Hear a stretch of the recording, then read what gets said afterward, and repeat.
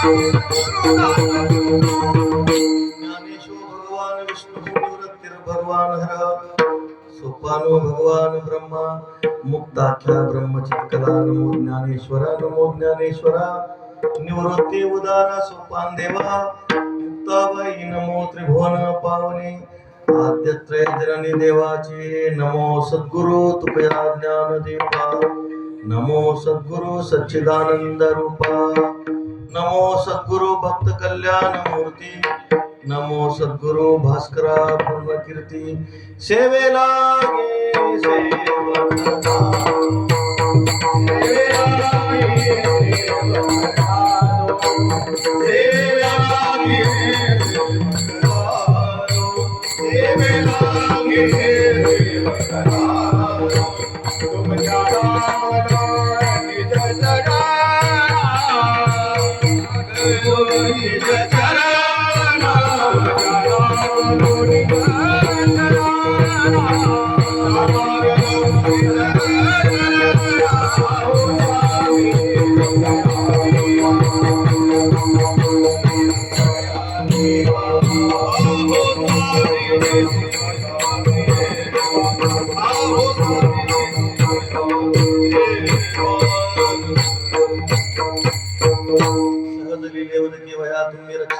सत्य मने धरा राहते तरी दालमती निरूपम अहो स्वामी तुपया देवा या वरीन करावा वेर संपाद्य ज्ञानांचे विधाय भक्ती लोकितो येन समाधी राज वैराग्यवंतं सुविचारयुक्तं नमामि जोगं शिरसा गुरुंतं आत्मरूप गणेश स्मरण सकळे विद्यांचे अधिकरण तेची वंदू श्री चरण श्री गुरूंचे जयाचे ने आठवे शब्द सृष्टी अंगवे सार स्वतः गवे जीवे सिये वक्तृत्व गोडपणे अमृता ते पारुके मने रसवती वळंगणे अक्षरासी भावाचे अवतरण अवतरविती कोण आता चढे संपूर्ण तत्व बोध श्री गुरूंचे पाय जे हृदय घेऊन ठाय ते एवढे भाग्य होय उन्मेषासी ते नमस्कारुनी आता विठ्ठल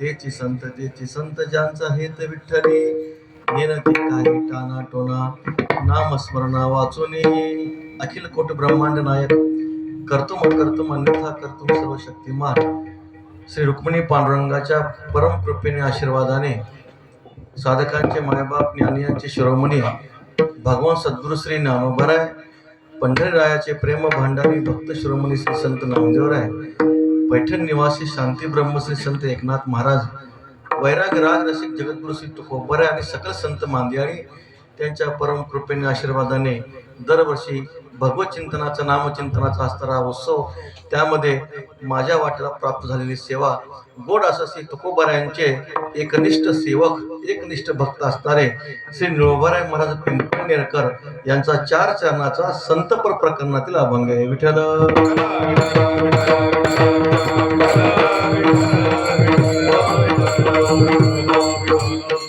संप्रदायाच्या नियमानुसार दुसऱ्या दिवसाची सेवा जी असते ते प्रथम दिवशी आपण भगवंताचं नामचिंतन करतो, भगवंताच्या सगुण स्वरूपाचं निर्गुण स्वरूपाचं आपण चिंतन करतो.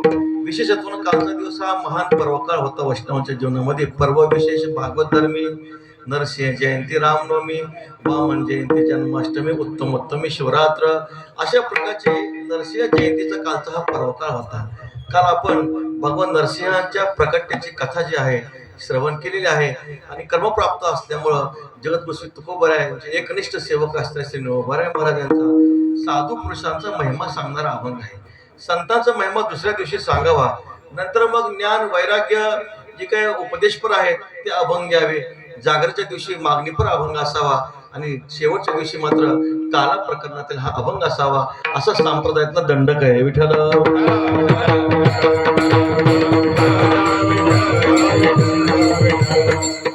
आपल्या परंपरेला अनुसरून हा गोड असा साधू पुरुषाचा महिमा सांगणारा अभंग आहे.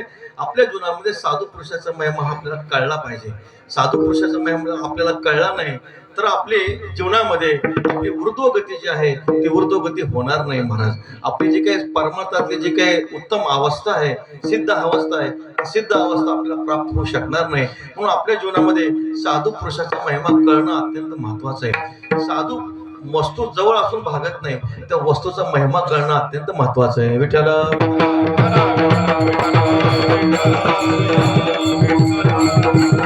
कधी कधी वस्तू जवळ असते पण वस्तूचा महिमा आपल्याला कळत नाही. एक उदाहरण सांगतो. एक गोरक्षण करणारा, गाईचं पालन करणारा मेंढपाळ किंवा गुराखी होता. म्हशी वगैरे होत्या, गाई वगैरे होत्या. आणि मग जंगलामध्ये फिरत असताना त्याला एक मणी सापडला.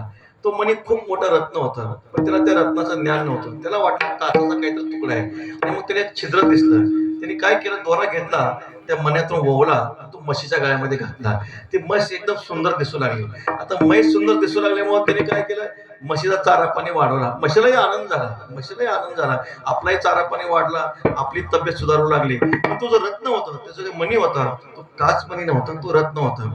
एक रत्न पारखी रस्त्याने जात असताना त्यांनी पाहिलं, म्हशीच्या गळ्यामध्ये ज्या अर्थी हा मणी दिसतोय त्या अर्थी नक्कीच त्या म्हशीच्या मालकाला या रत्नाची किंमत कळलेली नाही. आणि मग ते सहज रत्न पारखे होते, गुराखी दादाकडे गेले. दादा म्हटले, ह्या रत्नाचे तुम्ही किती पैसे द्याल? त्यांनी सहज विचारलं. आता तो जो काही गुराखी होता तो हुशार होता, तो दादा हुशार होता. तो म्हणाला, ज्या अर्थी एखादा मनुष्य या साधारण काच मण्याची किंमत ठरवतोय त्या अर्थी नक्कीच हा एखादं मोठं रत्न असलं पाहिजे. विठ्ठल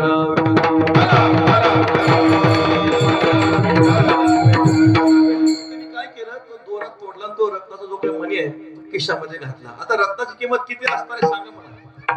तो बाजारामध्ये गेला, भाजीवाल्याकडे गेला. रत्नाची किंमत किती आहे सांगा म्हणे. ह्या मण्याची किंमत किती आहे?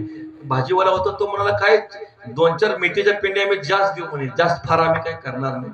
आता भाजीवाल्याला रत्नाची किंमत कळणार नाही. दुकानामध्ये गेला, कपड्याच्या दुकानामध्ये गेला, किती किंमत द्याल म्हटले. तो म्हणाला, 5-6 फेटे, 5-6 धोत्र जोडे जास्त देऊ, याच्या व्यतिरिक्त आम्ही फार काही देणार नाही म्हटले. म्हणजे जे कपड्याचा दुकानदार आहे त्यालाही रत्नाची किंमत कळणार नाही, भाजीवाला आहे त्यालाही रत्नाची किंमत कळणार नाही. तो रत्न पारखी म्हणाला, दादा याची किंमत आपल्या शहरामध्ये होणार नाही, मुंबईला जावं लागेल. विठ्ठल मुंबईला गेल्यानंतर तिथल्या सराफाने सोन्याला दादाने सांगितलं, या रत्नाची किंमत आहे 10 लाख रुपये. पूर्वीचा काळ, आत्ताचा नाही, 10 लाख रुपये.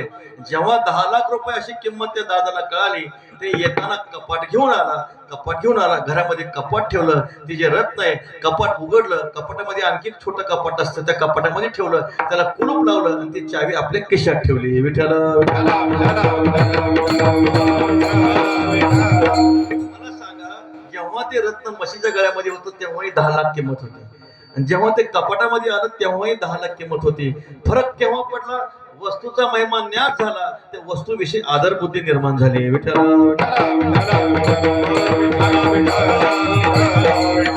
संत महात्मे जवळ असून भागत नाही. संतांचा महिमा कळाला पाहिजे.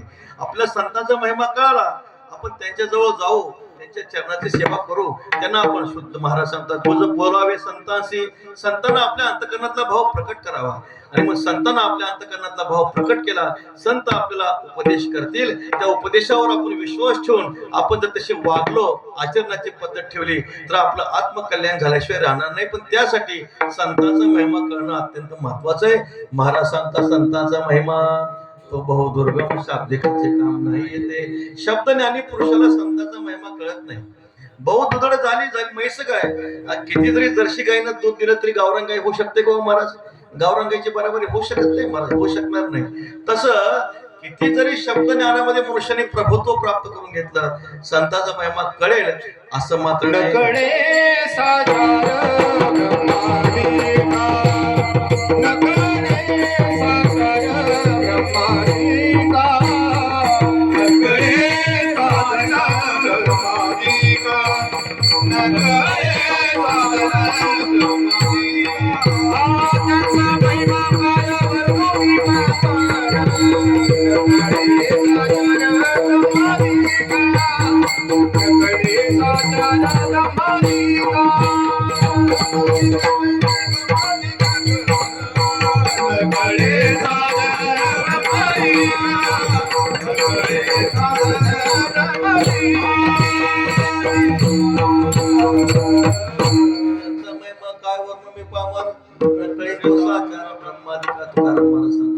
साधू पुरुषाचा महिमा कळत नाही.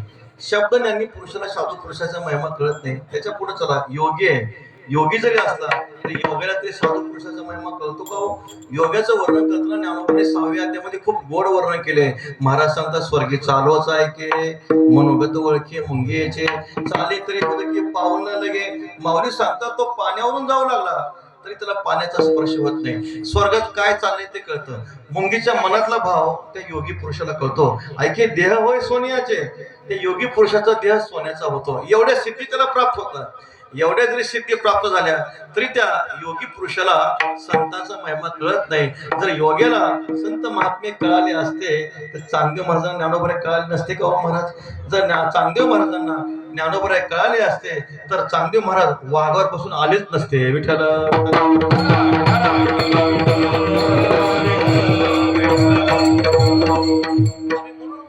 अलौकिक चांगदेव महाराजांनी वाघावर बसून आले. चालू केला चालविली जड भिंती चांगली मोक्ष मार्गाचा सांगती ज्ञानोबा माझा. आणि मग अशा प्रसंगानंतर जेव्हा ज्ञानोबऱ्यांचा यथार्थ महिमा कळाला, आले लोटांगणी चांगदेव. मग चांगदेव महाराज ज्ञानोबांना शरण आले.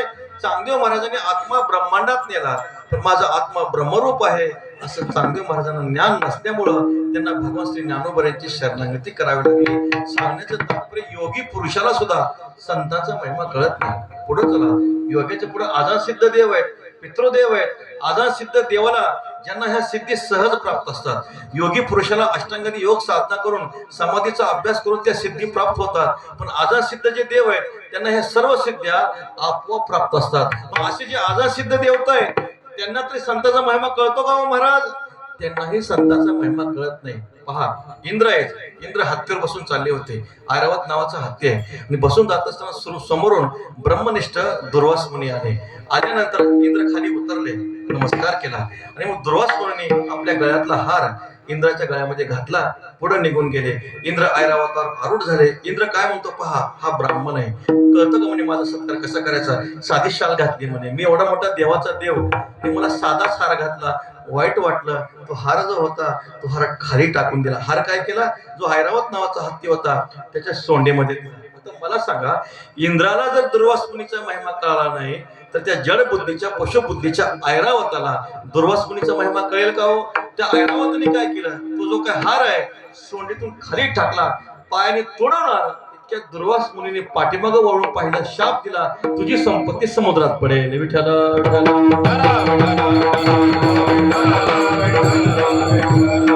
आजान सिद्ध जे देवता आहेत, आजान सिद्ध देवांना हे संतांचा महिमा कळत नाही. पहा, शब्द ज्ञानाला कळत नाही, योग्याला कळत नाही. इंद्रादिक देवता आहेत, आजान सिद्ध देवता आहेत, त्यांनाही संतांचा महिमा कळत नाही. पुढे चला, ब्रह्मादिक देवता आहेत. ब्रह्मदेवाला तरी संतांचा महिमा कळतो का हो महाराज? ब्रह्मादिक जेथे तुम्हा ओळंगणे इतर तुळणे काय पुढे. ब्रह्मादिक देवताला हे ज्ञानोबऱ्यांचा संतांचा महिमा कळत नाही. प्रसंग आहे, काशी क्षेत्रामध्ये कबीर महाराज भजन करताय, श्रीराम जय राम जय जय राम, श्रीराम जय राम जय जय राम. ब्रह्मदेव आले, नमस्कार केला, आनंद वाटला. म्हटले मी सृष्टी उत्पत्ती करता ब्रह्मदेव आहे. माहितीये म्हणे, मला माहितीये, काहीतरी मागा. आता संत शिरोमणी कबीर महाराज म्हणतात आम्ही वारकरी आहे म्हणे, वैष्णव आहे. आम्हा विठ्ठल जीवन टाळाची पुळ्या धन, टाळाची पुळ्या गाथा ज्ञानेश्वरी भागवत हे आमचं धन आहे, आम्हाला फार काही लागत नाही. म्हटले अहो काहीतरी मागा ना. नाही नको म्हणे. ते ब्रह्मदेव वैकुंठामध्ये गेले. भगवान विष्णूला विचारलं, म्हणले भगवान काय तुमचे वारकरी आहेत म्हणे. देवाचा देव असताना ब्रह्मदेव प्रसन्न झालो, सृष्टी उत्पत्ती करता प्रसन्न झालो, काहीतरी मागायला पाहिजे होतं, काहीच मागितलं नाही. भगवान परमात्म्याने अंतर्ज्ञानाने सांगितलं जा म्हणे, आता संत शिरोमणी कबीर महाराज काहीतरी मागतील, जा. आणि मग जे काही ब्रह्मदेव कबीर महाराजांकडे गेले, काहीतरी मागा. संत शिरोमणी कबीर महाराज म्हणाले काय देऊ नका, फक्त पावशेर नम्रता द्या. विठ्ठल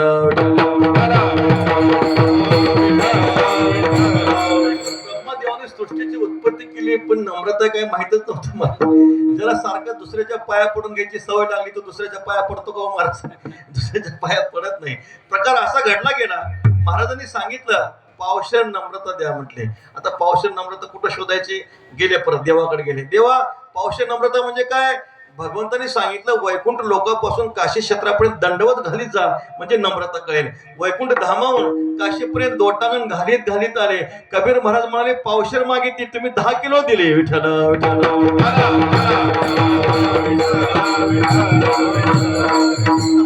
तात्पर्य ब्रह्मादिक देवताला सुद्धा ज्ञानोबऱ्यांचा संतांचा महिमा कळत नाही. म्हणूनच ब्रह्म सोपान तो झाला. ब्रह्म सोपान तो झाला. ब्रह्म सोपान तो झाला. ब्रह्म सोपान तो झाला. आनंद वर्धना आनंद वर्धना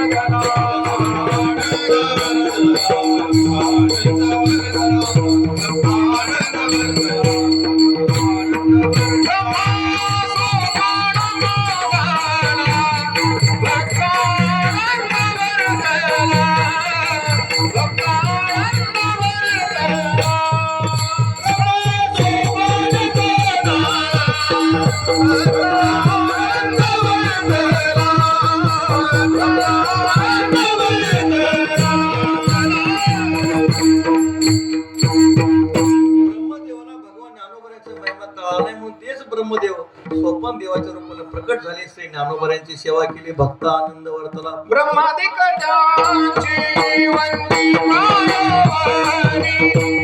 ब्रह्मादिक जाची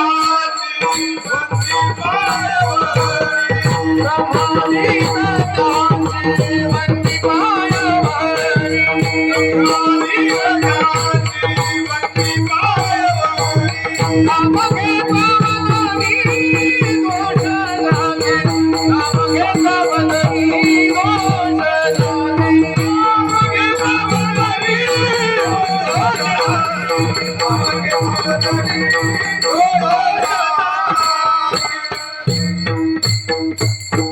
ब्रह्मादिक वंदिती पायवनी नाम घेता बदली ब्रह्मादिक देवता साधू पुरुषांच्या चरणाचा आश्रय घेतात. पहा संतांचा महिमा शब्द ज्ञानाला कळत नाही.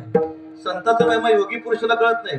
संतांचा महिमा आदर सिद्ध जे देवता आहेत इंद्रादिक देवतांना कळत नाही. त्याच्या पुढे चला संतांचा महिमा ब्रह्मादिक देवाला कळत नाही. पुढचा जो वर्ग आहे तो परोक्ष ज्ञान संपन्न महात्मा.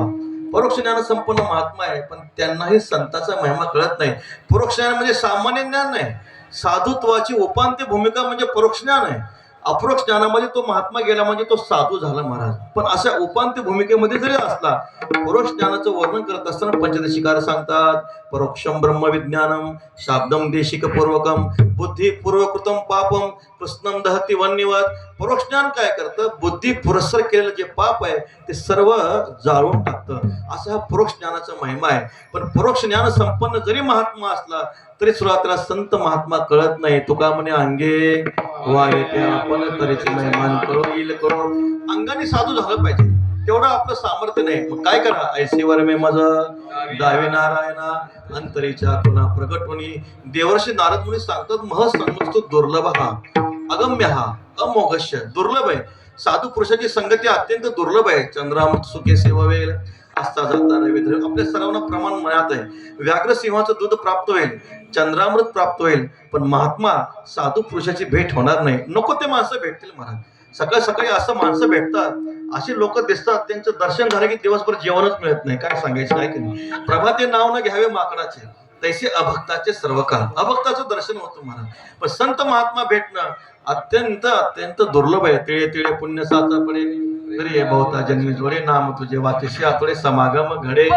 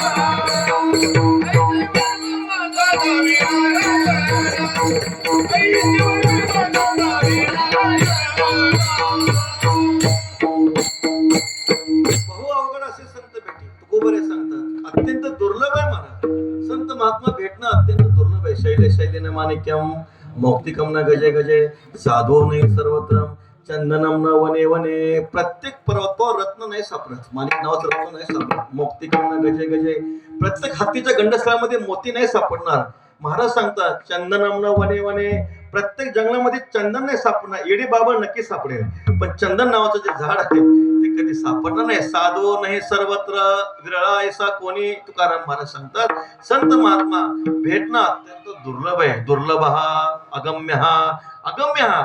तरी भाग्यवशात संत महात्मा भेटले, पण त्यांना ओळखणं अत्यंत कठीण आहे. दोन्ही दिसती सारखी वर्म जाणे तो पारखी. तुकाराम महाराज सांगतात दोन्ही दिसायला सारखे, त्यांना ओळखणारा हा पारखी आहे. तुकाराम महाराज सांगतात आपल्या परमार्थामध्ये फार नाही कळलं तरी चालेल, पण महात्मा संत महात्मा ओळखायला यावा, साधक ओळखायला यावा.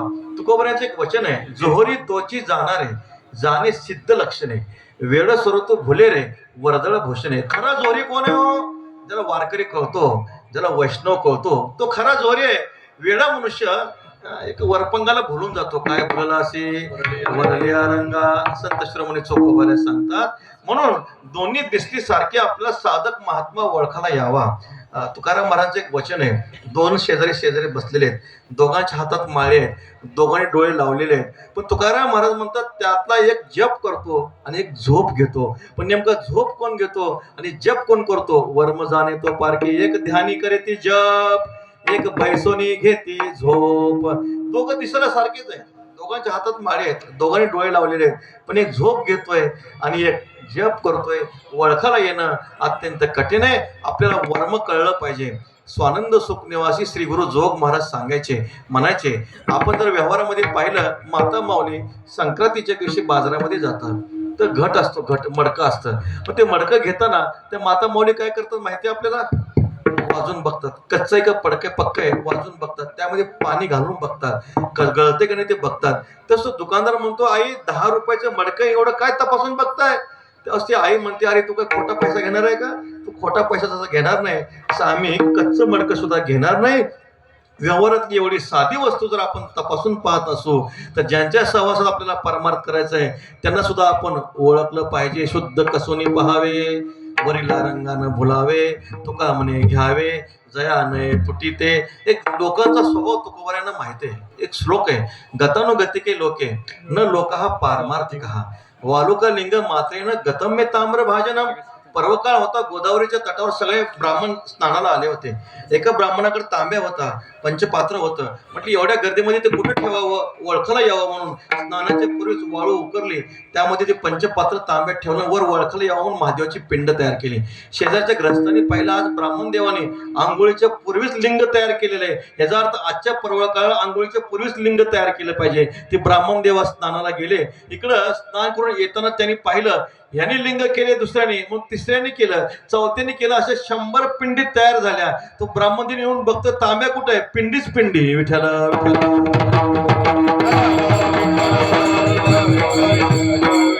सांगा, कारणाचा शोध कोणी केला का हो? कारणाचा शोध कोणी केला नाही. एकाने अनुकरण केलं. एक सामान्याची पद्धत आहे, एकाने अनुकरण केले की मनुष्य अनुकरण करत असतो. आंधळ्याचे काठी लागले आंधळे घात, एक वेळे पुढे मागे महाराज सांगतात. म्हणून आपण ओळखलं पाहिजे. एक उदाहरण दिले, एक इंजिनियर साहेब होते. त्यामुळे इंजिनियर साहेबांनी एकाला गुरु केलं, एकाला गुरु केलं. आता शेजारच्याने ठरवलं, बाबा इंजिनियर साहेब एवढे मोठे, त्यांनी त्यांना गुरु केले, आपणही त्यांना गुरु केलं पाहिजे. मग आपण त्यांनी त्याला गुरु केलं. आम्ही त्यांना विचारलं, तुम्ही गुरु का केलं? आमचे शेजारचे इंजिनियर साहेब आहेत ना, त्यांनी त्यांना गुरु केलं म्हणून आम्ही गुरु केलं. आम्ही त्यांना सांगितलं, बाबा इंजिनियर साहेबाला फार झालं तर बिल्डिंग बांधताना किती गोण्या सिमेंट आणि किती गोण्या खडी लागेल हे कळेल का? महात्मा कळेल हो? महात्मा कळणार नाही. पण लोकांचा स्वभाव आहे, एकाने अनुकरण केलं की दुसरा हा अनुकरण करत असतो. म्हणून आपल्याला संत महात्मा ओळखायला यावा. आपण रामकृष्ण परमहंसाचं आणि स्वामी विवेकानंदाचं नाव ऐकलेलं आहे. स्वामी विवेकानंदाची चिकित्सक वृत्ती होती, विद्यार्थी होते. त्यांना संत महात्मा ओळखायचा होता, त्यांना ब्रह्मदृष्टी प्राप्त करून घ्यायची होती. प्रवचन झालं की ते प्रवचन करणाऱ्या बुवांना म्हणायचे, महाराज ज्या देवाचं तुम्ही वर्णन केलंय त्या देवाला तुम्ही पाहिलंय का? आता काय फजिती बुवाची बघा, आम्हाला कोणी विचारत नाही म्हणून बरं आहे की नाही, नाहीतर मोठं अवघडच आहे. ते सगळे बुवा म्हणायचे, आम्ही फक्त देवाचं वर्णन करतो, परोक्ष वर्णन करतो, पण देवाचा आम्हाला अनुभव नाही, देवाचा आम्हाला अनुभव नाही. आणि सत्कर्म परिपाकात ते सत्कर्माचा परिपाक झाला, भाग्याचा उदय झाला, पूर्वजन्मी सुकृती थोर केली, ती मजा आजी फळाशी आली, परमानंद आजी मानसी भेटी झाली या संतांची. स्वामींचं दर्शन झालं, प्रवचन ऐकलं. प्रवचन ऐकल्यानंतर स्वामी रामकृष्ण परमहंसांना स्वामी विवेकानंद विचारतात, गुरुजी ज्या देवाचं तुम्ही वर्णन केलंय त्या देवाला तुम्ही पाहिलंय का? रामकृष्ण परमहंस म्हणतो, तुला पाहायचंय का? बस काना मस्तकावर हात ठेवला, ब्रह्म साम्राज्य प्राप्त झालं. विठ्ठल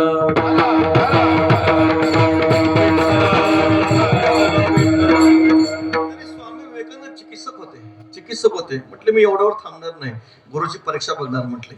आणि पंचवटी क्षेत्रामध्ये रामकृष्ण परमहंस साधना करीत असताना रात्री 12 वाजता बाहेर जायचे. विवेकानंदाचं लक्ष होतं, म्हणजे माझे गुरु 12 वाजता जातात तरी नेमकं कुठं पाहायला पाहिजे.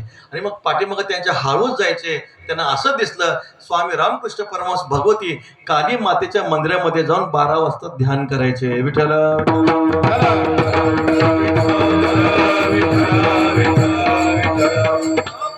असं म्हटलं. संत महात्मा ओळखले येणं अत्यंत कठीण आहे. साधू महात्मा आपल्याला ओळखायला येत नाही. जगद्गुरु तुकोबारायांच्या आपण गाथेचं जर चिंतन केलं, बाह्य वेशावरून साधुत्व कधी सिद्ध होत नसतं. साधुत्वाचं लक्षण सांगत असताना 2 प्रकरण आपण नेहमी सांगतो, पण लक्षण हे अव्याप्त, अतिव्याप्त आणि असंभव या 3 दोषाने रहित असलं पाहिजे. कधी कधी लक्षण अव्याप्त होतं, म्हणजे लक्ष्याशी जुळत नाही. कधी कधी लक्षण अतिव्याप्त होतं, लक्ष सोडून दुसऱ्या लक्षावर जातं. असंभव शब्दाचा अर्थ ते लक्षण लक्षात बसतच नाही. विठ्ठल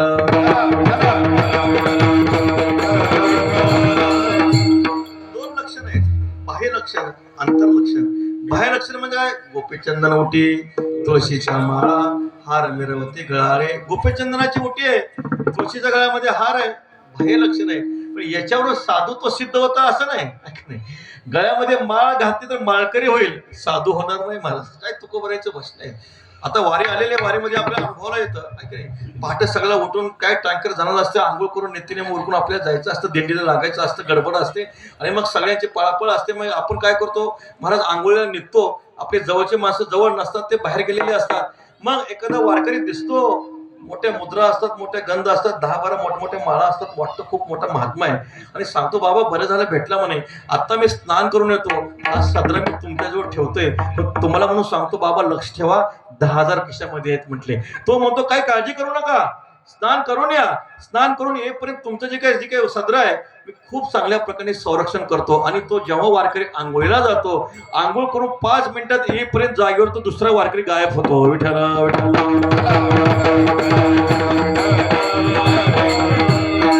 लक्षण बसलं का? लक्षण जुळलं का महाराज? लक्षण जुळलं नाही. म्हणजे फक्त गोपीचंदनाची ओटी, तुळशीची माळ हे संतत्वाचं लक्षण होऊ शकत नाही. गाथेमध्ये जर आपण चिंतन केलं तर खूप जगद्गुरु तुकोबारायांनी ह्या लक्षणाचा विचार केलेला आहे. महाराजांचा एक अभंग आहे, भगवे श्वान सहज वेश त्याचा तेथे अनुभवाचा काय पंत, वाढवणी जटा फिरे 10 दिशा तरी जंबू वेश स्थिती, कोरोनिया भूमी करी मध्यवास तरी मंदिरास काय वाणी. महाराज सांगतात, भगव वस्त्र धारण करून जर महात्मा होत असेल तर श्वानाचा सहज रंग भगवा आहे. बहुतेक कुत्रे भगव्या रंगाचे असतात, काळी पांढरी कमी असतात. तुकाराम महाराजांनी ज्या अर्थी भगवा शब्द वापरलाय त्या अर्थी नक्कीच भगवे कुत्रे जास्त असतात. मग मला सांगा, जर भगवा रंग धारण केला, भगवं वस्त्र धारण केलं, जर साधू होत असेल तर श्वानाला सुद्धा आपल्याला काय म्हणावं लागेल? साधू म्हणावं लागेल. म्हणतो का आपण? म्हणत नाही. विचार तुकाराम महाराज सांगतात, दाढी जटा वाढवून जर महात्मा होत असेल तर त्या साधूच्या फक्त डोक्यालाच केस आहेत आणि गालालाच केस आहेत. पण हा जो काय अस्वल आहे, अस्वलाच्या सर्वांगाला केस आहेत, मग अस्वलाला महामंडलेश्वर म्हणावं लागेल. म्हणतो का आपण महाराज? त्यांना आपण म्हणत नाही. जर गुहेमध्ये जाऊन, डोंगरामध्ये जाऊन साधू होत असेल तर आपल्या घरातल्या भिंतीच्या बिळामध्ये उंदीर राहतो, मग त्या उंदराला आपण साधू म्हणतो का? साधू म्हणत नाही. तुका म्हणे ऐसे कासया करावे, देहासे दंडावे, वाहुगेची तुकाराम महाराज वर्णन करतात. साधुत्व हे बाह्य लक्षणांवर कधी सिद्ध होत नाही. नाही संतपण मिळते हाटी, हिंडता कपाटी, राणीवणी. रानावनामध्ये गेले, नये मोल देता धनाच्या राशी, नाही ते आकाशी पाताळी. ते पैसे दिले तरी संतत्व मिळतं का? नाही मिळत. कुंभामध्ये जर 1 लाख दिले तर महंत पदवी नक्की मिळेल, पण संतत्व नाही मिळणार. विठ्ठल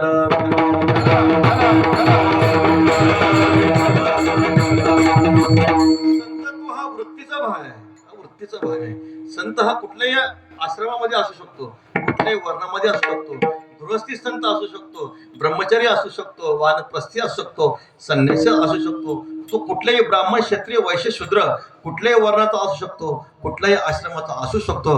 वर्ण आश्रमाचा जो काही भेद आहे संत तुला लागू पडत नाही. संतत्व हे अंतकरणाचा एक भाव आहे, अंतकरणाची एक वृत्ती आहे महाराज. बाह्य वृत्तीवरून बाह्य वेशावरून संतत्व कधीही कसल्याही प्रकारचं सिद्ध होत नाही.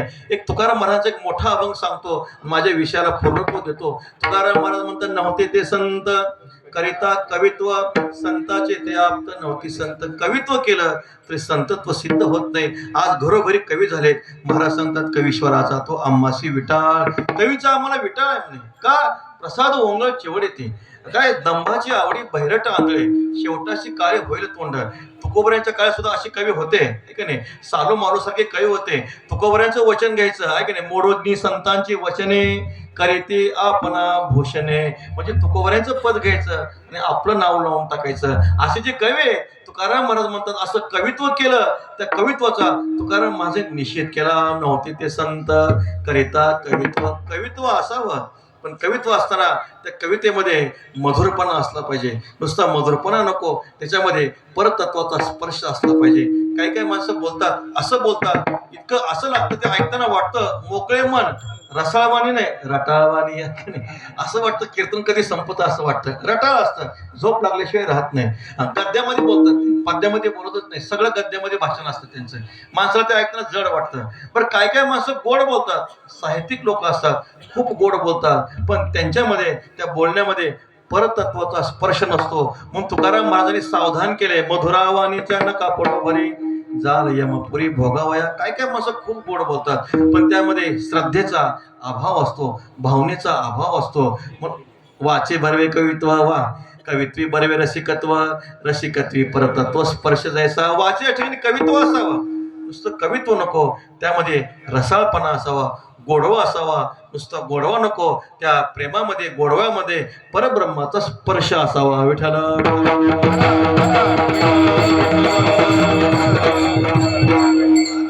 संताचे ते आप्त नव्हते संत. संताच्या घरात जन्माला आला तरी संतत्व सिद्ध होत नाही. 350 वर्षापूर्वी जगद्गुरू तुकोबरांनी लिहून ठेवलं. महाराज विचार करा, नाहीतर आज त्या परंपरेमध्ये म्हणले असते आम्ही संत आहे असे म्हटले असते. पण 350 वर्षापूर्वी तुकाराम महाराजांनी लिहून ठेवलं, संतांच्या घरात जरी जन्माला आला तरी संतत्व सिद्ध होत नाही. कारण नाथ महाराज सांगतात, आत्मानुभव नोही मिराशी, जे वाटा लावे गोत्रजाशी, हा लहाना विरक्ताशी, जे देह भावी सांडलेले. आत्मानुभव काय वडिलांची मिरास नाही. वंश परंपरेने पिता आपली संपत्ती पुत्राला देऊ शकतो, पण वंश परंपरेने आपला आत्मज्ञान पिता पुत्राला देऊ शकत नाही. विठ्ठल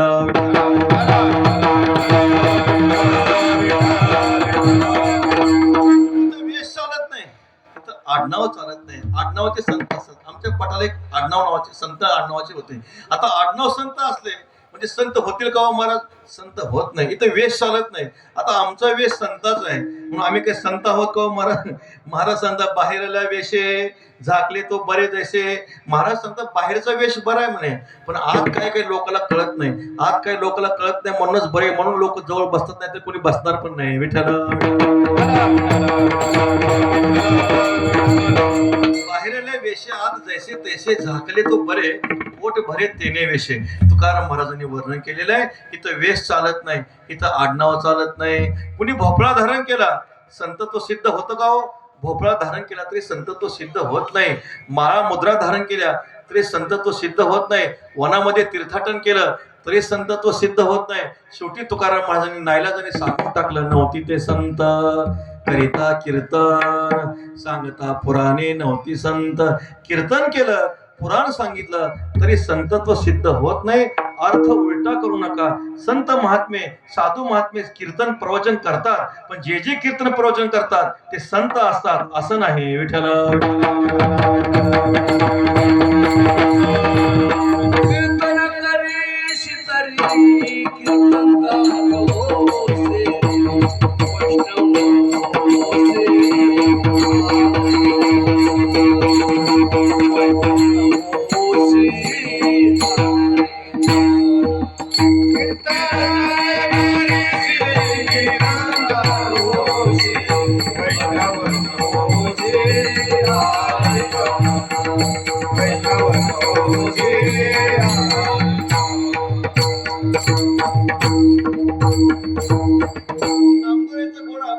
वेदाध्ययन करीशी तरी वैदिकचे होशी परी वैष्णव न होशी अरे जना गायन करीशी तरी गुणीजनशी होशी. इथले नाही बरं का, इथले सोडून विठ्ठल विठ्ठल. आपण सगळे नामनिष्ठ वारकरी आहोत, आपण भगवतनिष्ठ आहोत, पंढरीचे वारकरी आहोत. पण महाराजांनी सांगितलं वरते करून या तोंड हाका मारितो प्रचंड राग आळवितो नाना गातो काय ते कळेना आशा धरुणी मनी काही देईल म्हणून पोटा एकासाठी तुका म्हणे झाले कष्टे. महाराज सांगतात गायन करशी तरी गुरुजनस्य होशी परी वैष्णव न होशी अरे जना. मग वैष्णव केव्हा होशील नामा म्हणे नाम केशवाचे घेशी तरीच वैष्णव होशी अरे जना. मिथिला नगरीतलं एक उदाहरण आहे, जनकपुरीतलं एक उदाहरण आहे. तिथं पिंगला नावाची वेश्या आहे.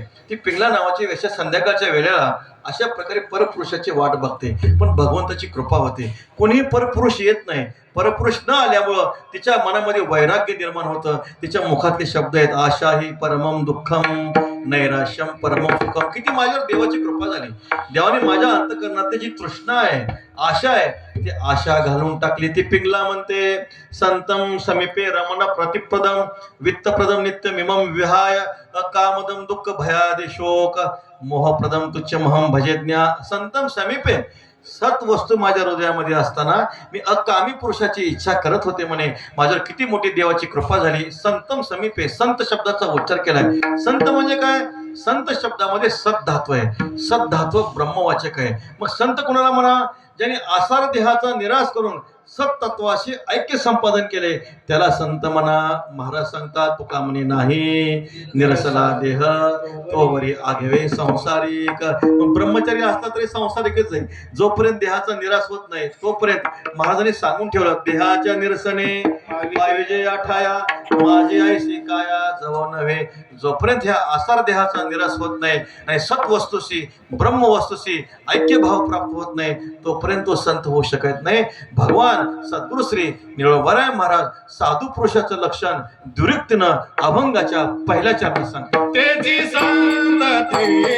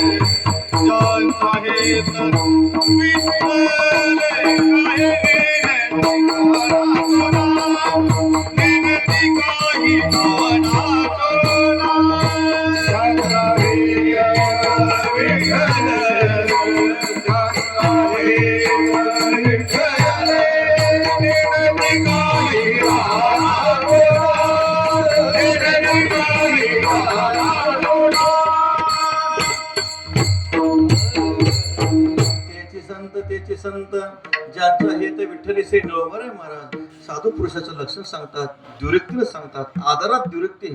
एखादा विशेष महत्वाचा विषय पटवून द्यायचा असेल मनुष्य पुन्हा पुन्हा सांगतो. जिथं श्रद्धा आहे आदर आहे प्रेम आहे ती घटना परत परत घडत असते. त्याचे संत त्यांना संत म्हणा. त्यांना संत म्हणा.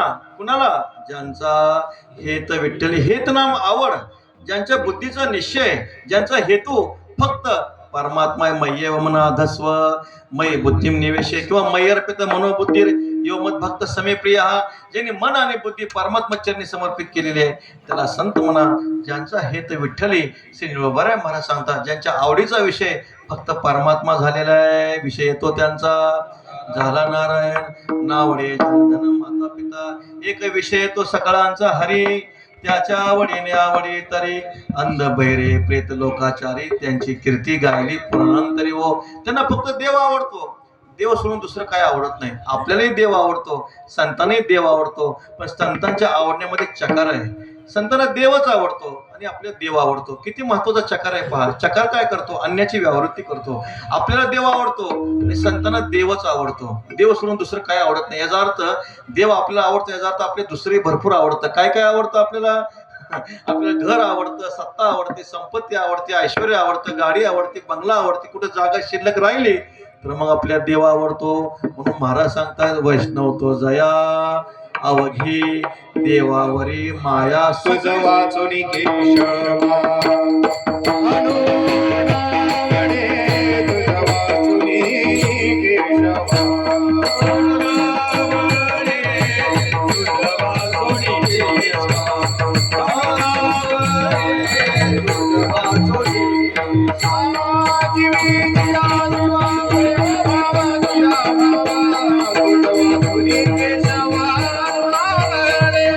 तुझ वाचून केशवा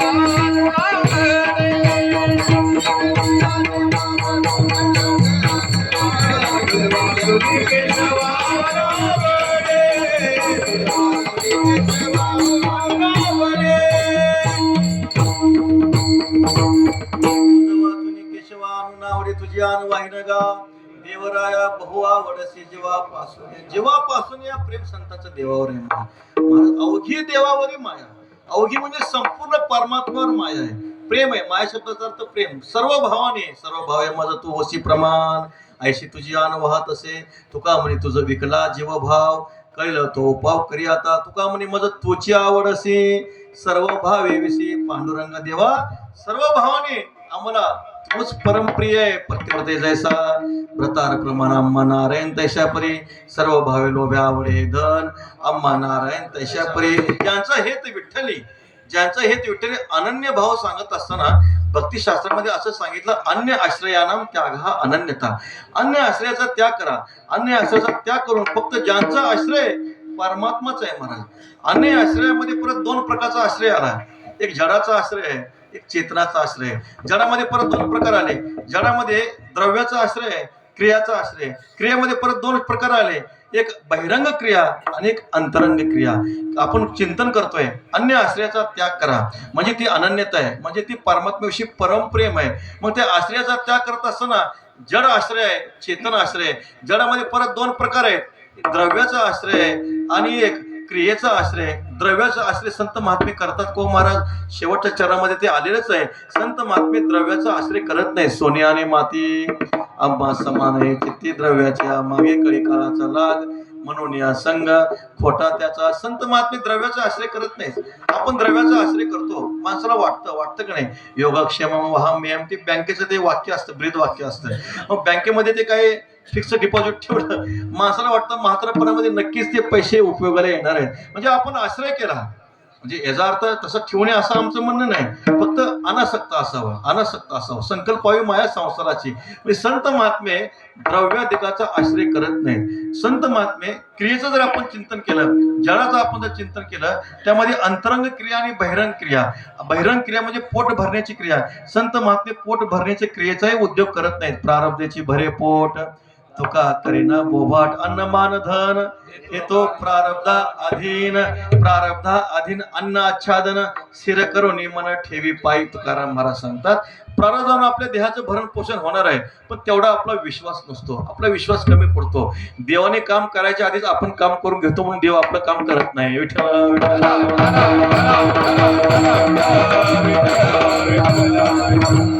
जडाचा आश्रय त्याग केला.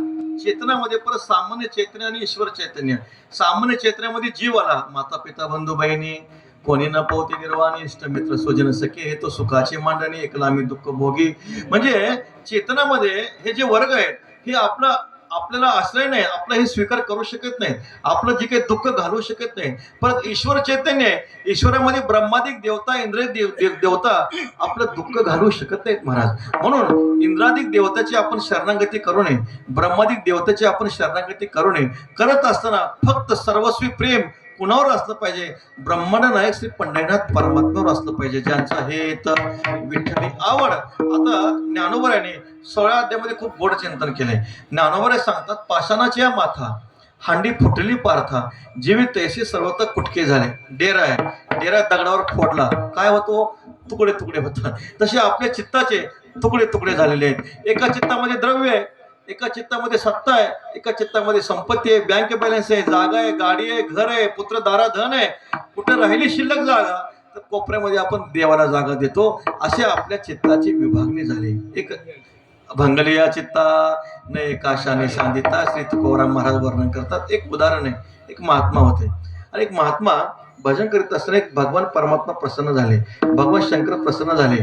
म्हटले मी तुम्हाला एक फळ देतो म्हणे, अमरत्वाचं फळ देतो. हे जर तुम्ही फळ ग्रहण केलं तुम्ही अमर व्हाल. साधूंनी विचार केला मी जर फळ ग्रहण केलं अमर झालो तर काय उपयोग आहे. आपल्या देशाचा राजा धर्मनिष्ठ आहे, आपण त्या देशाच्या राजाला ते आपण फळ देऊ, राजा काय होईल महाराज, अमर होईल. मग ते साधूने ते अमरत्वाचं जे फळ होतं राजाला दिलं. राजाने ते फळ घेतलं. राजा विचार करतो मी फळ खाईन अमर होईन, पण माझं जिच्यावर प्रेम आहे ती मेली तर त्या राजाचं प्रेम होतं राणीवर. मग राजाने काय केलं, ते जे फळ होतं राणीला दिलं. राणी विचार करते मी फळ खाईन अमर होईन, पण माझं ज्याच्यावर प्रेम आहे तो मेला तर त्या राणीचं प्रेम असतं प्रधानावर. आता प्रधान तो फळ घेतो, एकांतामध्ये जातो, प्रधान म्हणतो मी फळ खाईन अमर होईन, पण माझं जिच्यावर प्रेम आहे ती मेली तर त्या प्रधानाचं प्रेम असतं दासीवर. दासी ते फळ घेते, एकांतामध्ये जाते, एकांतामध्ये दासी म्हणते मी फळ खाईन अमर होईन. काय करावं लागेल, जन्मभर दास्यत्वच करावं लागेल. त्यापेक्षा आपल्या देशाचा राजा धर्मनिष्ठ आहे, आपण ते फळ काय करू, राजाला नेऊन देऊ. ती दासी ते फळ राजाला नेऊन देते. राजा म्हणतो हे फळ तर एकच आहे, या फळाची बाग कुठं नाही, परत फळ कसं काय प्राप्त झालं. आणि मग राणीला बोलवलं, सगळा प्रकार उघडकीला आला. महाराज राजा धिक्कार करतो, याम चिंतयामी सततम महिसा विरक्ता. तो राजा म्हणतो जिचं मी रात्रंदिवस चिंतन करतो ती माझ्याविषयी विरक्त आहे, ती दुसऱ्यावर प्रेम करते, तो दुसऱ्यावर प्रेम करतो, म्हणून धिक्तांच तंच इमांच मांच मदनांच तो धिक्कार देतो. राणीचा धिक्कार असो, प्रधानाचा धिक्कार असो, दासीचा धिक्कार असो, माझाही धिक्कार असो. विठ्ठल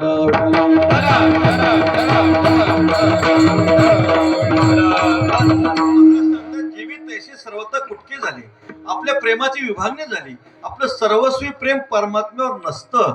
तुकाराम महाराज श्री निळोबारे महाराज सांगतात ज्यांचा हेत विठ्ठली, ज्यांचं सर्वस्वी प्रेम फक्त परमात्म्यावर आहे. अनन्यता अनन्यता. आणि काय झालं, वृंदावनामध्ये काही वैष्णव होते, त्यामध्ये काही पंडित होते. पंडित म्हणाले आम्ही देवाचे खरे अनन्य आहोत, आम्ही खरे देवाचे अनन्य आहोत. गोपाळ होते आपले, गवळ्यांची ताक पिरे कोण पोरे चांगली. आणि मग ते गवळ्यांची पोरं म्हणाले तुम्ही अनन्य आहोत, आम्ही फनन्य आहे म्हटले. आता ते पंडित होते, पंडित घाबरले, आम्ही अनन्य तुम्ही फनन्य. आता फनन्य म्हणजे काय, तर गोपाळ म्हणले तुम्ही अनन्य म्हणजे काय आधी सांगा. मग त्या पंडितांनी सांगितलं आम्ही श्रीकृष्ण परमात्मा सोडून इतर देवतेची भक्ती करत नाही, ही आमची अनन्यता आहे. आता तुमची फनन्यता काय, गोपाळने सांगितलं आम्ही श्रीकृष्ण परमात्मा सोडून इतर देवाला ओळखत पण नाही. विठ्ठल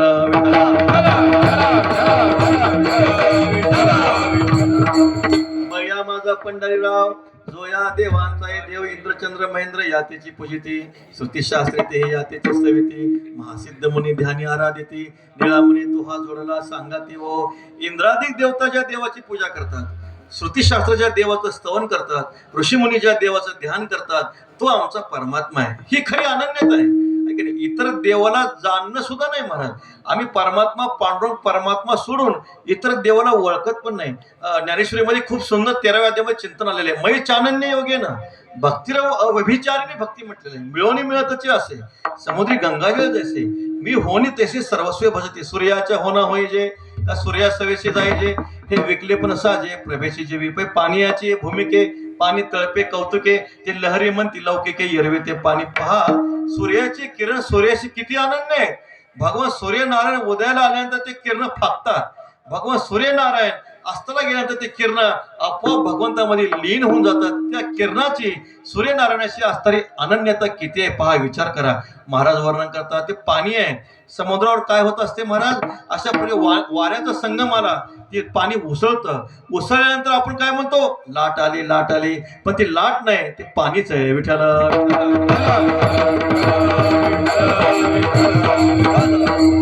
जो अनन्य यापरी मी झालाय मातेवरी. अनन्यता ही आहे, मिळवणी मिळतच असे. गंगा समुद्राला प्राप्त होऊन परत परत समुद्राला मिळत राहते, तसं भगवत दर्शन होऊन परत परत भगवंताची सेवा करणं आहे. मीच होणी पांडवा तरी ती माझी सेवा. किंवा गाय वासुदेव वासुदेवा वासुदेव होऊन वासुदेवाचं जे भजन आहे आपल्या वारकरी संप्रदायातली ही अद्वैत निष्ठा आहे.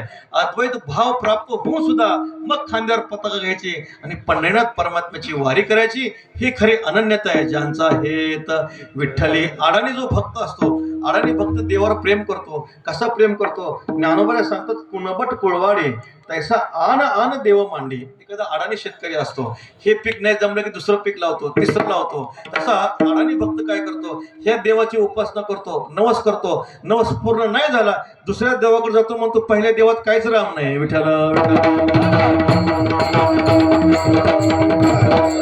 बरं म्हणतात, ज्यांचं हेत विठ्ठली, ज्यांचं सर्वस्वी प्रेम, जे परमात्म्याला ज्ञान निष्ठेनं जाणतात, अद्वैत भावाने जाणतात, ज्या परमात्म्याची आम्ही भक्ती करतोय, ज्या परमात्म्याची आम्ही सेवा करतोय, तोच परमात्मा चराचरामध्ये व्याप्त आहे. अशा व्याप्तीने जे परमात्म्याला जाणतात त्यांची संत, ज्यांचा हेत विठ्ठली. आणि अशी संत महात्मे, त्यांची नामनिष्ठा किती श्रेष्ठ आहे, अभंग.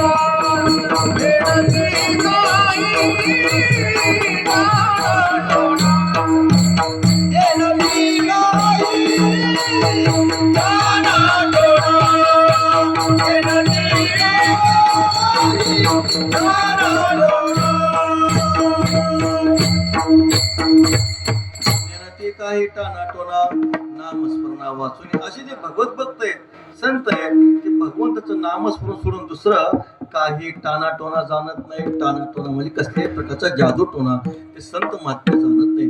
व्यवहारामध्ये लोकांना वाटतं, जो कोणी साधू चमत्कार करतो तो खूप मोठा साधू असं वाटतं, आहे की नाही? संत महात्मे चमत्कार करत नाहीत असं नाही. प्रसंगवशात सर्व संतांनी चमत्कार केले, पण चमत्कार करणारा संत असतो असं नाही. विठ्ठल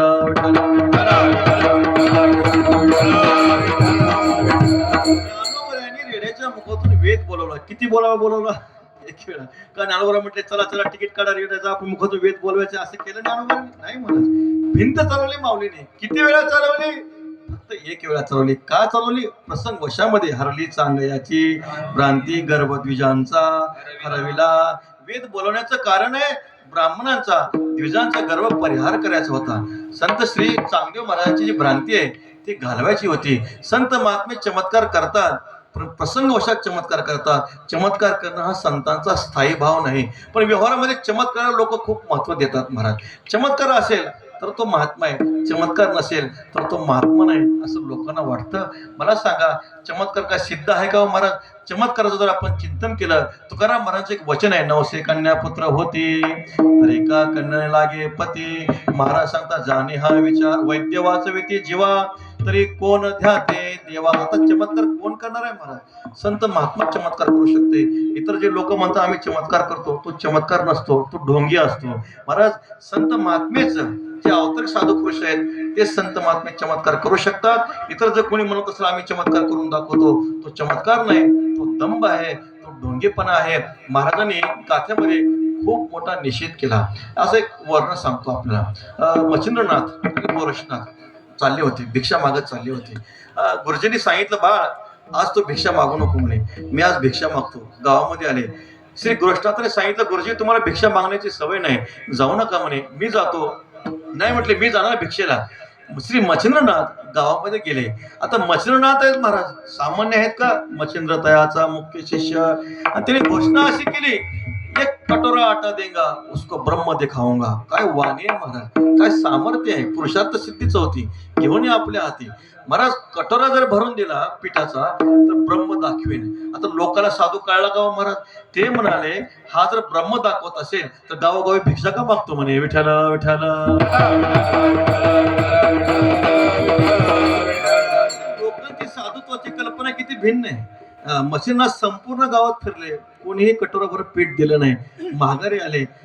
गोरक्षनाथ म्हणाले, गुरुजी मी म्हटलं होतं तुम्ही जाऊ नका, तुम्हाला मधुकरीची सवय नाही. आणि मग स्वतः गोरक्षनाथ भिक्षेला गेले. आता गोरक्षनाथांनी काय केलं माहितीये? गावाचा चौक असतो, त्या चौकामध्ये गेले. दोरी होती, दोरा होता, तो दोरा आकाशात सोडला आणि त्या दोराच्या अग्रभागी आसन लावलं महाराज. आणि मग असं 25 फूट आसन लावल्यानंतर सारा गाव गोळा झाला. महात्मा असावा तर असा असावा म्हटले. मग काय विचारता, पुरणपोळी, लाडू, जिलेबी, सफरचंद सगळे ताट समोर आले. विठ्ठल.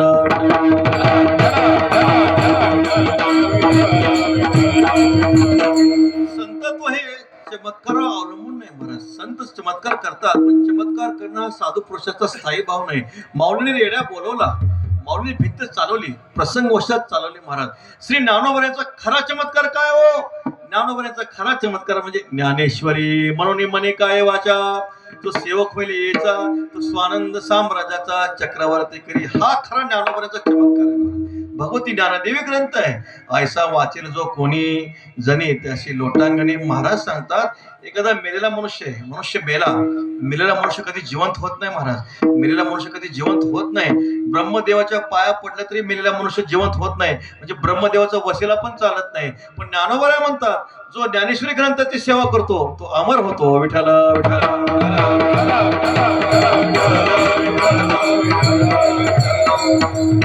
मरण माझे मरून गेले पण मज केले अमर. महाराज सांगता, जगा काळ खाय आम्ही माता दिले पाय, हाती घेऊन या काठी, तुका लागला कडेवरा पाठी, दडदड दडदड दुडदुड दुडदुड पळ सुटला कडे काळा बापुड्या. हा भगवान ज्ञानोबा खरा चमत्कार आहे. तुकोबऱ्यांचा खरा चमत्कार म्हणजे मेलेला मुलगा जिवंत करणं हा खरा चमत्कार आहे? नाही. जगद्गुरु तुकोबऱ्यांचा खरा चमत्कार म्हणजे तुकोबऱ्यांची अभंग संहिता, जे 4000 अभंग प्रकट झाले. तुका म्हणे पोटी देवा घालून सांगे गोष्टी शरा अक्षरा वेगळा, तुका होणे निराळा पाहे निगमकळा बोले विठ्ठल प्रसादे. शांती ब्रह्म एकनाथ महाराजांचा खरा चमत्कार म्हणजे काय? भागवत. एकनाथ भागवत एकादश स्कंदावर शांती ब्रह्म एकनाथ माझे टीका निर्माण केली, ते भागवत ग्रंथ आहे. त्या ग्रंथाचं आपण चिंतन केलं. महाराज सांगतात, तुका म्हणे भागवत केले श्रुत, सकळा शरण शरण एकनाथा पायी माता ठेविला. असं जे भागवत ग्रंथाची टीका आहे ती श्रेष्ठ ग्रंथाची टीका आहे. ज्ञानोबऱ्यांचा, तुकोबऱ्यांचा, नाथबरांचा खरा चमत्कार म्हणजे ज्ञानेश्वरी गाथा भागवत आहे. इतर जे चमत्कार आहेत ते गौण चमत्कार आहेत महाराज सांगतात. म्हणून संत महात्मे हे लौकिक चमत्कार करत नाही. आणखी एक तुकोबऱ्यांचे अभंग आहेत, निषेधपर अभंग आहेत. महाराज सांगतात, आता अंगी दैवत संचरे, मग तेथे काय वरे. आता अंगामध्ये देव येत असतो असं म्हणतात लोक, अंगामध्ये देवी येते, देव येतो. तुकाराम महाराजांचं वचन आहे, तुकोबऱ्यांच्या शास्त्रानुसार आपण चालूया. अंगी दैवत संचरे, मग तेथे काय उरे. महाराज सांगतात, अंगात जर देव येत असेल तर मग काय उरतं म्हणजे संसार शिल्लक राहत नाही. पण अंगात देव संचार करून जर संसार वाढत असेल तर अंगात देव संचारलाय का महिषासुर संचारलाय विचार करा. महाराजांनी सांगितलंय, मग तेथे काय वरे अंगी घेऊन या वारे.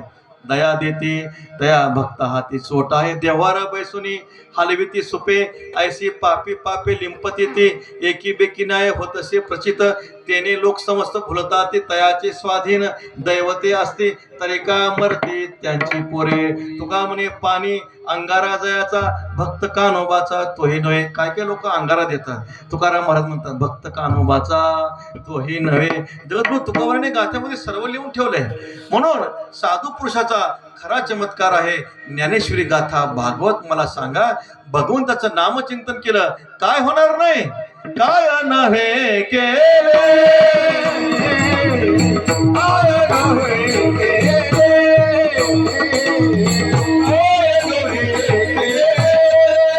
काय नव्हे केले,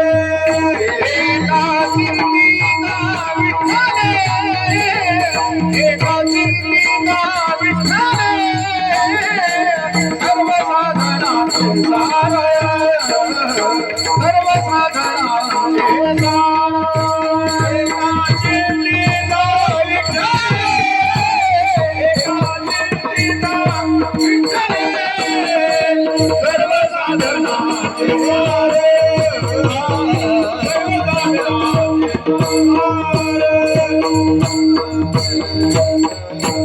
नवे केले एका चिंतिता विठ्ठले म्हणून संत महात्मे नेणं ते काही टाना टोना नामस्मरणा वाचून संत महात्मे फक्त परमात्म्याचं नामचिंतन करतात. रामकृष्ण हरी विठ्ठल केशवा मंत्र हा जपावा सर्व काळ पांडुरंग ध्यानी पांडुरंग म्हणे जागृती स्वप्ने पांडुरंग. संत महात्मे रात्रंदिवस रात्री न कळे दिवस न कळे अंगी खेळे दैवते सततम कीर्तयंतो मामितंत श्रुडव्रताः महाराज नमसंत शिवाम भक्त्या नित्ययुक्ता उपासते कैसे माझ्या गुणी झाले देश काळा ते विसरले कीर्तन सुखे सुखावले. आपण पाचे संत महात्मे भजन करतात, पण संत महात्मे भजन करत असताना साधू पुरुषाच्या भजनाला देशाची मर्यादा नाही, काळाची मर्यादा नाही. आपल्या भजनाला काळाची मर्यादा आहे. काला झाला आपला काकडा संपला आहे की नाही, आपला हरिपाठ संपला. आपल्या भजनाला काळाची मर्यादा आहे, आपल्या भजनाला देशाची मर्यादा आहे. आषाढी पंढरपूर आलं रे आलं, दिवसभर इतका सुंदर परमार्थ होतो. सकाळी चंद्रभागेचं स्नान प्रदक्षिणा देवाचं दर्शन, दुपारी हरिकथा, संध्याकाळी कीर्तन. पंढरपूर सोडलं रे सोडलं आपली साधनाही काय होते, खुंटीत होते. पण संत महात्म्याच्या भजनाला देशाची मर्यादा नाही, काळाची मर्यादा नाही. महाराज सांगतात देश काळा ते विसरले. मग कसं भजन करतात? कृष्ण विष्णू हरी गोविंद या नामाचे निखळ प्रबंध माझी आत्मचर्चा विशद उदंड गाती. प्रातस्मरणीय गुरुवर्य चैतन्य महाराजांनी वारकरी भजनाची खूप सुंदर व्याख्या सांगितली, वारकरी कीर्तनाची सुंदर व्याख्या सांगितली. कीर्तन कशाला म्हणायचं? आपण जर महाराष्ट्र सोडला तर उत्तर हिंदुस्थानामध्ये सुद्धा कीर्तन आहे आणि महाराष्ट्रामध्ये कीर्तन आहे. पण उत्तर हिंदुस्थानातलं कीर्तन पद्धती भिन्न आहे, महाराष्ट्रातली कीर्तन पद्धती भिन्न आहे. उत्तर हिंदुस्थानामध्ये कीर्तनाची पद्धती फक्त परमात्म्याचं नामचिंतन करणं, मृदंग घेणं, टाळ घेणं आणि कृष्ण गोविंद हरे मुरारी नामाचं चिंतन करणं हे कीर्तन आहे. परंतु वारकरी कीर्तनाची पद्धती सांगत असताना वारकरी कीर्तनामध्ये भजन तर आहेच आहे. माझी आत्मचर्चा विशद, ज्या देवतेचे आपण भजन करतो त्या देवतेच्या स्वरूपाविषयी चर्चा करणं, स्वरूपाचा विचार करणं, स्वरूपामध्ये रममान होणं हेही भगवंताचं कीर्तन आहे. विठ्ठल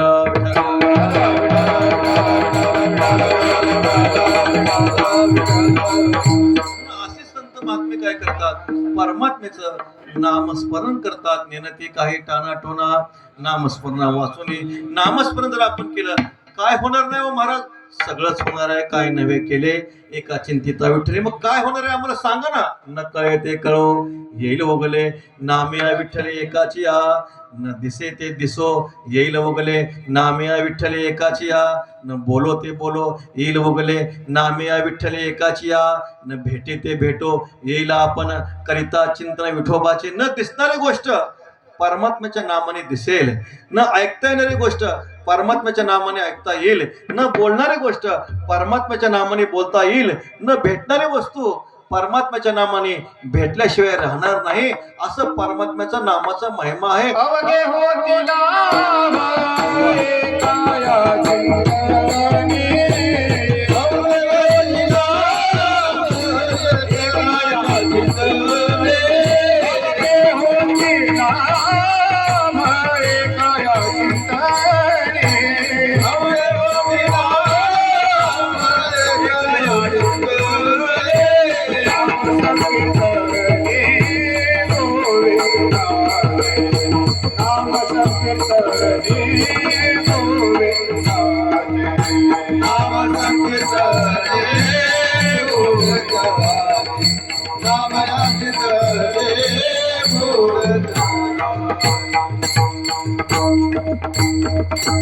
अवघे होती लाभे काया चिंतने नाम संकीर्तने. गोविंदाच्या नाम संकीर्तने अवघे लाभ होती. सगळे लाभ प्राप्त होतात महाराज. ज्या ज्या गोष्टी आहेत ते सर्व परमात्म्याच्या नामाने प्राप्त होतं. काय काय प्राप्त होतो? हरिमुखे म्हणा पुण्याची गणना कोण करी. पहिला लाभ आहे. दुसरा लाभ काय? हरि उच्चारणे अनंत पाप रासे जाते लय असे क्षण मात्रे. दुसरा लाभ आहे. तिसरा लाभ काय? वसनो शके पाप जाय त्रिविधतो ताप. त्रिविध तापाची निवृत्ती परमात्म्याच्या नामाने होते. चौथा लाभ काय? नाम घेता मन निवे जिवे अमृताचे स्त्रवे होता ती बरवे ऐसे शकून लाभाचे मन परमात्मा चरणी स्थिर होतं, मन शांत होतं. हे परमात्म्याच्या नामाचा चौथा लाभ आहे. पाचवा लाभ काय? राम म्हणता काम क्रोधाचे धन होय अभिमान देश धडी. काम क्रोधाचं धन होऊन जातं, अभिमान निवृत्त होतो. पुढचा लाभ काय? हरि उच्चारण मंत्र हा अगाध पळे भूत बाधा भेणे तेथे. परमात्म्याच्या नामचिंतनानं भूत बाधा होत नाही. अहो परमात्म्याच्या नामाच्या चिंतनानं यमाची बाधा होत नाही, मग भूताची बाधा होईल का हो?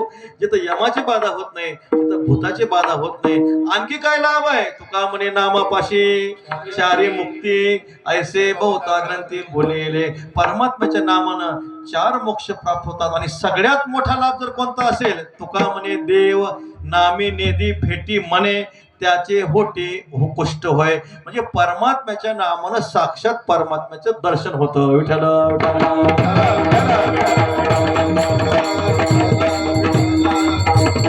तुकाराम महाराज सांगतात, निळोबराय महाराज सांगतात, नेनती काही टाना टोना नामस्मरणा वाचून. मग ते संत महात्मे नामचिंतन करतात. किती नामस्मरण करतात आणि कसं नामस्मरण करतात? अभंगाच्या तिसऱ्या चरणात काय वाचाली बोले, हो,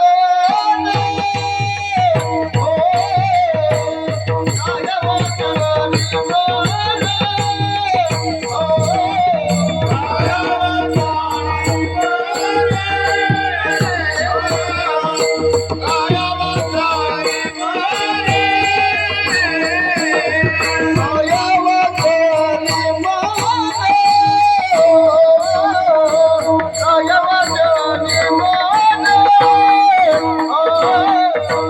हो, काय वाचाली बोले, काय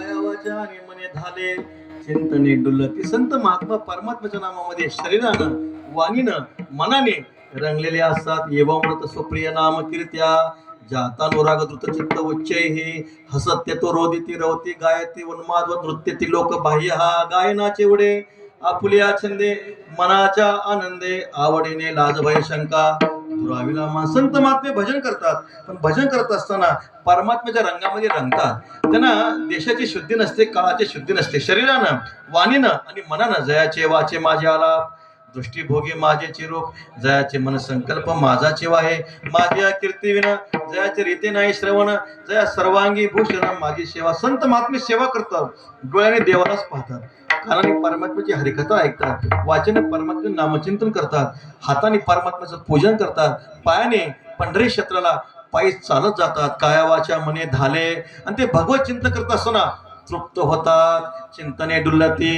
महाराज सांगतात आनंदे निर्भर डुल्लत असो. संत महात्मे डुलतात, नाचे टाळे पिटी प्रेमी अंग धरणी लोटी. ऐकणे आपण आपली इंद्रिय परमात्म्याच्या रंगामध्ये रंगत नाही. आपले शरीर, आपलं वाणी, आपली मन परमात्म्याच्या नामामध्ये रंगते का महाराज? नाही. संत महात्म्याचं शरीर, वाणी, मन.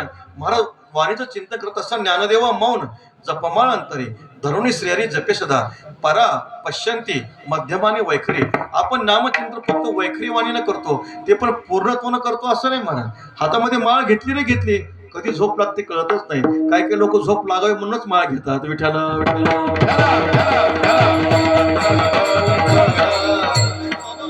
जपाचे निमित्त झोपेचा पसर देहाचा विसर पाडू नये. मी सांगतो असं नाही, महाराज सांगतात ऐसे ते भजन अमंगळवाणी स्वंग संपादनी बहुरूप्याची. काय कळत नाही महाराज. हातामध्ये माळ घेतली रे घेतली, कधी झोप लागते सांगता येत नाही. कीर्तनाला आला रे आला, कधी झोप लागते सांगता येत नाही. आता 7 ते 9 वेळे म्हणून चांगलंय, 9 ते 11 असं तर नक्कीच झोप लागते. म्हणजे सांगण्याचं तात्पर्य जे आहे हा प्रकार आहे महाराज. आपली इंद्रिय जे आहे परमात्म्याच्या रंगामध्ये रंगत नाही, आपले इंद्रिय संसाराच्या रंगामध्ये रंगतात महाराज. पण साधू पुरुषाचे जे इंद्रिय असतात भगवत चरणामध्ये भगवंताच्या रंगामध्ये, तुका म्हणे मना श्रीरंगाचा रंग बैसला अभंग एकविध. पण आपली जी काही इंद्रिय असतात संसाराच्या रंगामध्ये रंगलेले असतात. कसे रंगलेले असतात? ज्ञानोबरायांनी शांतीब्रह्म एकनाथ महाराजांनी खूप गोड चिंतन केले. महाराज सांगतात जिव्हा रसाकडे ओढी तृषा प्राशना लागे तोडी. महाराज सांगतात त्वचा वांची मृदूपणा. काय की नाही महाराज, त्वचेला वाटतं मृदूपणा पाहिजे, जिभेला वाटतं चांगलं थंडगार प्यायला मिळावं, काही डोळ्याला काय वाटतं चांगलं पाहायला मिळावं. श्रवण माग ते गायन मधुर ध्वनी आलापयुक्त. सर्व इंद्रियाला वाटतं चांगलं गायन ऐकायला मिळावं. आणि मग हात वांची ते खेळा, जे काही हाताला काय वाटतं खेळायला मिळावं, पायाला वाटतं गती मिळावी. ऐशी इंद्रिय ओढा ओढीती जेवी एका गेहपती बहुधा सवती तोडीती. एकनाथ महाराज वर्णन करतात. समजा एखाद्या मनुष्याला पुष्कळ पत्न्या असतील, काय फजिती होणार आहे हो? अहो तुकाराम महाराज म्हणतात एका पुरुषा दोघी नारी पाप वसे त्याची घरे. पुष्कळ पत्नी असल्यावर काय होणार आहे? पूर्वीचा काळ आहे, एक उदाहरण सांगतो. प्रातस्मरणी वैकुंठवासी श्री गुरु वैद्य बाबा एक उदाहरण सांगायचे. एका माणसाला 2 पत्नी होत्या. आता पूर्वीचा काळ होता, आता काय बंगले झालेले आहेत, शिड्या वगैरे काय झालेले आहेत, अशा प्रकारे पायऱ्या झालेल्या आहेत. पूर्वी पायऱ्या वगैरे नव्हती, माळवदाचं घर राहायचं, वर जाण्यासाठी शिड्या असायची. आणि मग सणाचा दिवस आला तेव्हा पहिल्या पत्नी सांगितलं महाराज उद्या सण आहे, पोळीचा नैवेद्य दुपारी 11 वाजता जेवायला यायचं. दुसरी जी पत्नी होती दुसरीने सांगितलं महाराज उद्या सण आहे, बरोबर 11 वाजता जेवायला यायचं. आता मोठी चिंता पडली त्याला, दोन्हीकडे टाइम सारखाच आहे, जेवायला जायचं कसं जेवायला जायचं. मध्ये शिडी होती, तो खाली कालच्या तळमधल्याच्या घरामध्ये आला. तळमधल्यात त्याची पत्नी होती, घरामध्ये नव्हती. त्याला वाटलं बरं झालं, आपण काय करू वर थोडा प्रसाद घेऊ आणि मग खाली येऊ. तो निम्म्या शिडीवर चढला. निम्म्या शिडीवर चढल्यानंतर खालची पत्नी आली, म्हटले महाराज पहिलं आमंत्रण माझं आहे, म्हटले चला खाली. खालच्या पत्नीने काय केलं, पाय धरले. वरची पत्नी सावधच होती, 11 वाजलेले होते. महाराज आमंत्रण तयार आहे, पुरण पोळी कढी आमटी तयार आहे, ताट वाढलेलं आहे. मग त्या दुसऱ्या पत्नीने काय केलं, हात धरले, खालच्या पत्नीने पाय धरले. त्या दोघीच्या वादामध्ये शिडी गेली निष्ठून. विठ्ठला शिडी निष्ठून गेली. काय झाली महाराज, तो आधांतरी लोंबकवू लागला. शांतीब्रह्म एकनाथ महाराज म्हणतात जेवी एका गेहपती बहुधा सवती तोडीते. एखादा पुरुष असावा, पुष्कळ पत्न्या असावा, कशी फजिती होती ती त्याची फजिती नाही, तशी आपली इंद्रिय आपल्याला या पंच विषयामध्ये ओढत असतात. महाराज सांगतात शब्द काय करतं अशा प्रकारे श्रवण इंद्रियाच्या अशा प्रकारे आपल्या डोंगरामध्ये हिंडतं. डोळे काय करतात, आपल्याला डोळे रूपाच्या डोंगरामध्ये आपल्याला फिरवून टाकतात. महाराज प्रत्येक इंद्रियाचा विचार करा. ज्ञानोबरांनी किती गोड वर्णन केले. कोणी एके अवसरी रिगोणी नेत्राच्या द्वारे मग रूपाच्या डोंगरी सैरा हिंडे. का रस्त्याच्या वाटा निगोनिगा सुबटा रसाचा दर कुटा भरोची लागे. महाराज वर्णन करतात त्वचेच्या मोहरा निघे आणि स्पर्शाच्या घोरा वना जाय. हे सगळे इंद्रिय ज्ञानेंद्रिय पंच विषयामध्ये वाहत जातात. त्याच्यामध्ये वाहत गेल्यामुळं काय होत असतं, आपले इंद्रियाचा सर्व नाश होत असतो. म्हणून संत महात्मे आपली सर्व इंद्रिये भगवत चिंतनामध्ये रंगवतात. घेई माझे वाचे गोड नाम विठोबाचे, तुम्ही घ्या रे डोळे सुख पहा विठोबाचे मुख, तुम्ही ऐका रे कान माझ्या विठोबाचे गुण मनात येते धाव घेई राहे विठोबाचे पायी. तुका म्हणे जीवा नको सोडूया केशवा. म्हणून काया वाचा आणि मने झाले चिंतने डुलती. ते चिंतनामध्ये कसं डुलतात तर मुखानं नाम आणि हाताने टाळी. विठोबा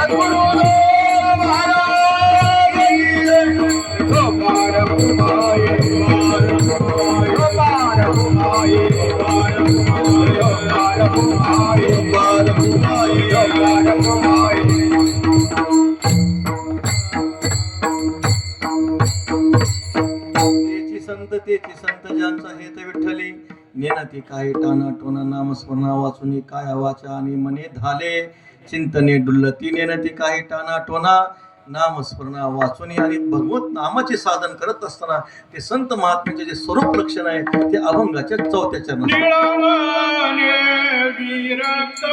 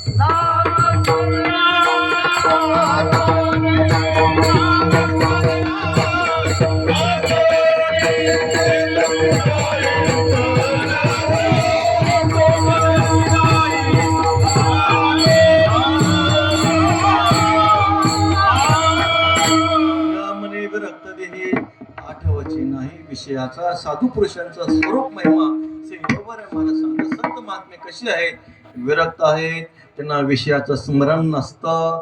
भगवंतांनी 6व्या अध्यायामध्ये गोड चिंतन केले. जयाचे सुख दुःखाचे ने अंगे झगटले मानस चेवो नेगे विषय पासी आलिया सेन रिगे हे काय म्हणूनी. महाराज सांगता निद्रिताचे ने अंगेशी सापुतैशी उर्वशी ते विस्वरूपस्था श्रीची देही द्वंद्वे महाराजांनी वर्णन केले. विषय जवळ जरी आले तरी त्यांना विषयाचं स्मरण नसतं. असा हा साधू पुरुषांचा स्थायी भाव आहे, असा हा त्यांचा स्वरूप महिमा आहे. स्वामी रामकृष्ण परमहंसाच्या चरित्रामध्ये गोड उदाहरण आलेलं आहे. रामकृष्ण परमहंसाची परीक्षा बघण्यासाठी काही लोकांनी झोपेमध्ये हातामध्ये सोन्याचं नाणं ठेवलं, झोपेत ठेवलं. हात उलटा झाला. लोकांनी म्हटले झोपेमध्ये हात उलटा होऊ शकतो, काय सांगता येतं म्हणे. दुसऱ्यांदा सोन्याचं नाणं ठेवलं, परत हात उलटा झाला. लोक म्हणले झोपेतून माणसं ह्या खोलीतून त्या खोलीत जातात, काय अशक्य आहे? उलटा झोपेत झाला असेल म्हटले. तिसऱ्यांदा सोन्याचं नाणं ठेवलं, परत हात उलटा झाला. लोकांनी सांगितलं झोपेत हात उलटा होत नाही. जया निजेल्या ते उपासी वैराग्य गा. झोपेत सुद्धा वैराग्य त्या साधू पुरुषाची सेवा करतं महाराज. काय वैराग्य असेल. निळा मने विरक्त देही आठवची नाही विषयाचा. हा प्रयोग आमच्या बाबतीत तुम्ही करा. आम्ही झोपलो आणि आमच्या हातात जर सोन्याचं नाणं ठेवलं, असं नाही होणार, असं होऊन असाच होणार. पडिले वळण इंद्रिया सकळा भाव तो निराळा नाही तुझा. साधू पुरुषाचं जे वैराग्य असतं, आठवची नाही विषयाचं कसल्याही प्रकारचं स्मरण नाही. एक स्वामींच्या चरित्रातलं एक उदाहरण आहे. स्वामींचे एक भक्त होते. सोन्याच्या मोहरा भरलेलं ताट होतं, समोर आणलं. आता द्रव्याच्या माई कळीकाळा चालला, आम्हाला कंटाळा आहे म्हटले, पण त्यांनी आणून ठेवले. त्याचा नाईलाज झाला. तो आग्रह करायचा, महाराज घ्या घ्या घ्या. सद्गुरू जोग महाराजांच्या चरित्रातला एक प्रसंग आपल्याला सांगतो. श्री सद्गुरू मामाच्या चरित्रातला एक प्रसंग आहे. जोग महाराजांचा उत्सव प्रातस्पणे श्रीगुरू मामांनी केला. उत्सव झाला. एक धनिक त्या काळामध्ये आला आणि श्रीगुरू प्रातस्पणे श्री मामांना प्रार्थना केली. म्हटले, मामासाहेब हे 1,00,000 रुपये घ्या. मामाने सांगितलं, बाबा आमचा उत्सव झालाय, आम्हाला पैसे लागत नाही, तुझ्या पैशाची आम्हाला आवश्यकता नाही. त्यावेळेस तो म्हणाला, मामासाहेब 1,00,000 देणारा तुम्हाला भेटणार नाही म्हणे. किंवा श्रीगुरू मामासाहेब म्हणाले, तुझ्या 1,00,000चा त्याग करणारे तुला भेटणार नाही. विठ्ठला विठ्ठला.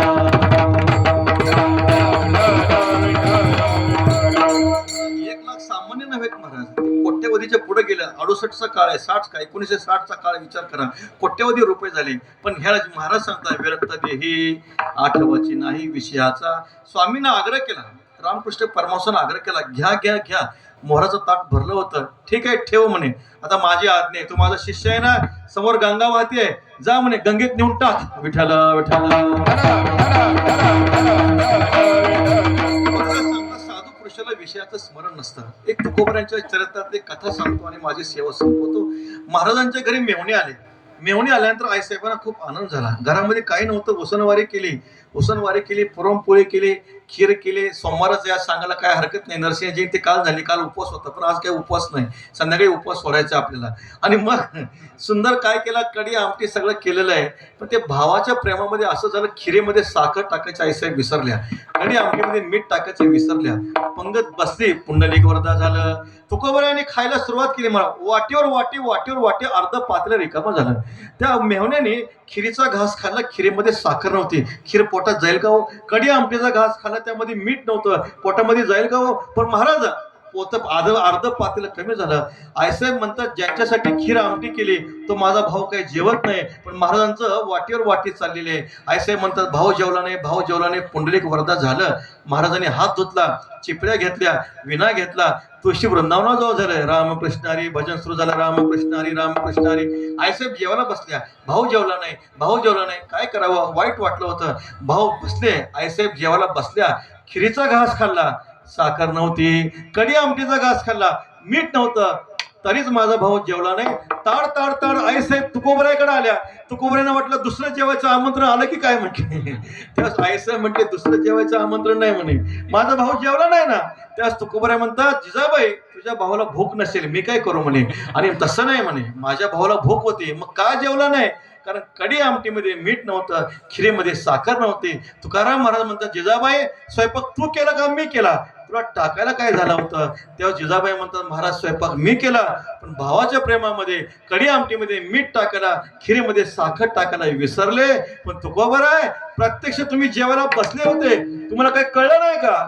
तुकाराम महाराज जिजाबाईला म्हणतात, जिजाबाई तू अजून आम्हाला ओळखलंच नाहीस. म्हटले, काय खातो आम्ही, कासया सांगा ते कैसे लागते नेनोमुखी. माझ्या देहाची मज नाही चाड, कोटे करू कोडा अनेकाचे. आमच्या देहाची आम्हाला परवा नाही, दुसऱ्या देहाचा आम्ही काय विचार करणार आहे? आमच्या जिभेला पंचविषयातला रस माहितच नाही. आमच्या जिभेला फक्त एकच रस माहिती आहे, जिवे गोड तीन अक्षराचा रस, अमृत जयास फिके पुढे. असं जे परमात्म्याचा नामाचा जो रस आहे, रसना येरा रसा विटे घेता गोटे अधिक आहे. तुका म्हणे आहार झाला हा विठ्ठला आम्हासी. पण संत महात्मे जे देहाच्या ठिकाणी विरक्त असतात, त्यांना विषयाचं स्मरण नसतं. देहीचे विदेही भोगू दशा म्हणून नेनती काही टानाटोना, नामस्मरणा वाचुनी ज्ञानेश्वर माऊली.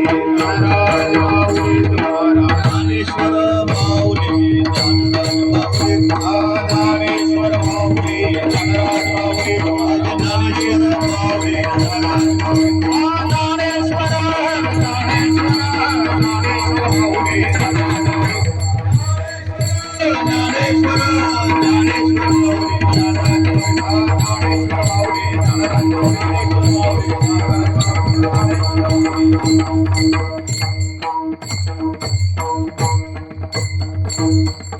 मोठ्या प्रेमानं जगद्गुरु तुकोबारायांचं भजन करू. तुकाराम तुकाराम